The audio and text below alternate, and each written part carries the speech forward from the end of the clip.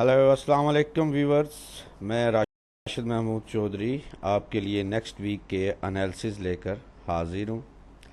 ये गोल्ड का monthly chart है और इसमें वाज़े आप देख सकते हैं कि एक स्ट्रॉन्ग बुलिश ट्रेंड नज़र आ रहा है और लास्ट मंथ की जो कैंडल है वो एक अच्छे वॉल्यूम से हाई पर क्लोज हुई है। ठीक है, अगर कैंडल हाई पर क्लोज हो तो इसका मतलब है कि इसमें बिल्कुल भी सप्लाई मौजूद नहीं है।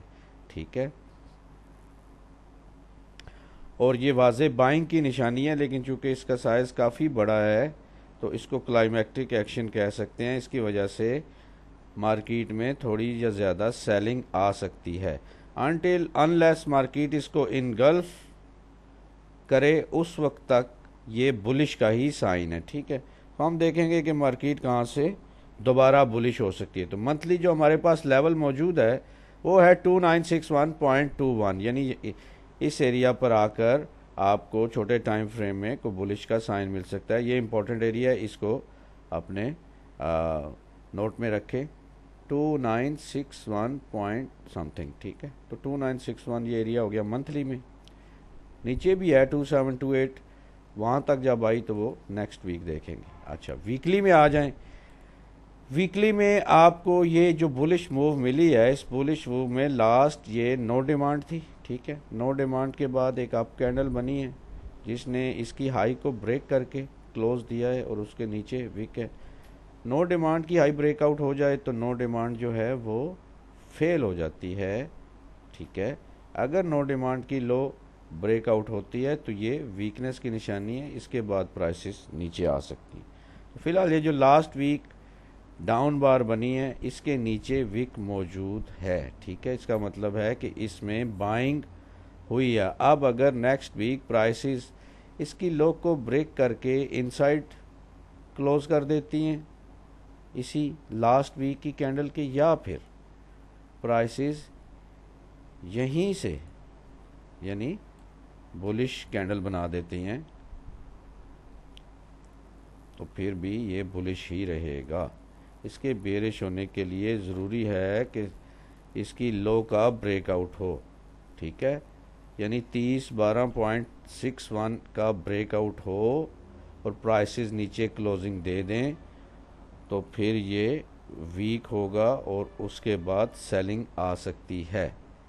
तो हम 3012.61 एरिया को ध्यान में रखना है और इसके ऊपर ऊपर मार्केट बुलिश रहेगी। ठीक है, इसके नीचे बेरिश। दिल्ली पर आ जाए। दिल्ली में एक स्ट्रांग सपोर्ट एरिया मौजूद है। ठीक है, वहीं से प्राइसेस ने सपोर्ट ली थी, ये वाला एरिया। तो जब तक ये एरिया ब्रेकआउट नहीं होता मार्केट बुलिश जा सकती है। ठीक है, अब इसी लेवल को प्राइसेस टेस्ट कर रही हैं। यहाँ पर अगर एक्यूमुलेशन होती है, कोई ट्रेडिंग रेंज होती है और उसमें शेकआउट्स या नो सप्लाईज मिलती हैं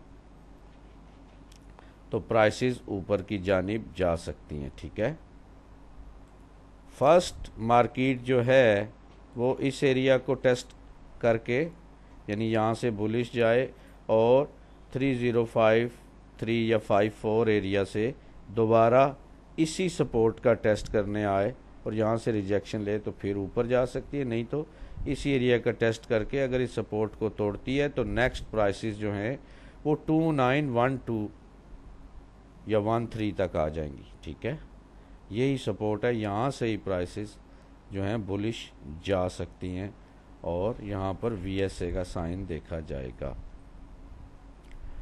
और अगर 3055 एरिया ब्रेकआउट हो जाता है तो फिर ये प्राइसेस जो हैं 3112.23 और 3122 तक आ सकती हैं। ठीक है, यानी इस एरिया पर आकर भी आपको सेलिंग मिल सकती है। याद रखिए, अगर प्राइस यहाँ से बुलिश जाती है तो इस एरिया पर आपको कुछ ना कुछ सेलिंग मिलेगी। ठीक है, और इस एरिया पर भी आपको सेलिंग मिल सकती है। ठीक है, और अगर इसकी हाई ब्रेकआउट हो गई तो मार्केट दोबारा बुलिश हो जाएगी।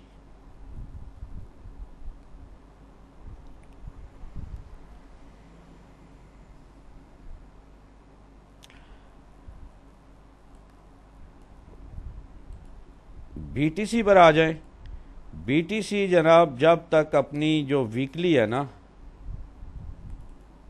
ये वीकली लो होल्ड रखता है तो बीटीसी ने बुलिश जाना चाहिए था उसको, ठीक है।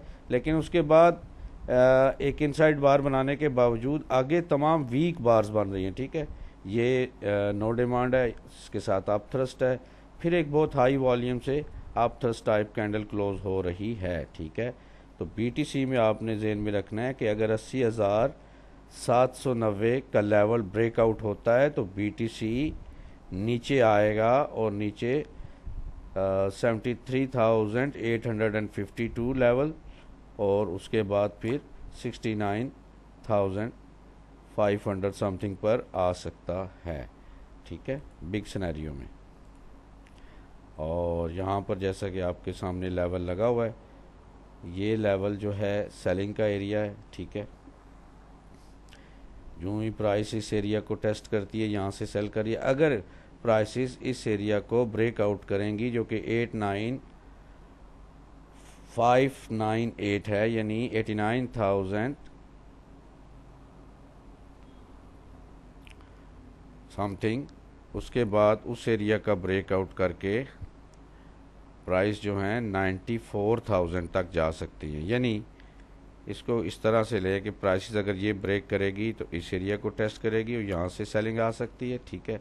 अगर प्राइस इसी सप्लाई एरिया को होल्ड रखती है तो फिर आपने देखना है कि 77,000 का एरिया अगर ब्रेकआउट हुआ तो फिर बीटीसी में डाउनफॉल आ सकता है, ठीक है। तो ये थे हमारे वॉल्यूम बेस्ड एनालिसिस बीटीसी पर और गोल्ड पर इन डिटेल। अगर आप फॉरेक्स ट्रेडिंग सीखना चाहते हैं और ये चाहते हैं कि आप भी प्रॉफिटेबल ट्रेडिंग कर सकें तो डिस्क्रिप्शन में नंबर है, उस पर रब्ता कर लें। थैंक यू, टेक केयर, अल्लाह हाफिज़।